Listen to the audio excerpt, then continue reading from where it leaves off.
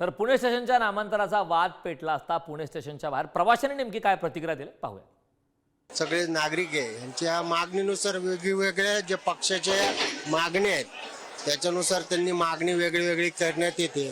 तर सर्वसामान्यांना जे मिळेल ते नावं त्यांनी द्यावी, कारण हे सगळं राजकारणी लोक आहेत, हे सगळे एकत्र येतात आणि जनतेचे हाल होतात। जवळपास 200 लोक दिसतील इथं, एकही पोलीसवाला मला आतापर्यंत दिसलेला नाहीये। कुठलाही मराठी माणूस स्टेशनवर नाहीये, कुठल्याही स्टॉलवर जाऊन बघा तुम्ही, एकही मराठी माणूस तुम्हाला स्टेशनवर दिसणार नाही। इथं उभं राहून दारू पिलेली आता माझ्यासमोर मी पाहिलेले, आता ह्याच्या पलीकडे जावा, मी तुम्हाला आता पण दाखवू शकतो। म्हणजे सेफ्टी काहीच नाहीये। तर ठाकरेंच्या शिवसेनेने मेधा कुलकर्णी यांच्या विरोधात पोस्टरबाजी केलेली आहे। मात्र या संदर्भात पुणेकरांच्या सुद्धा प्रतिक्रिया आपण पाहिलेल्या आहेत।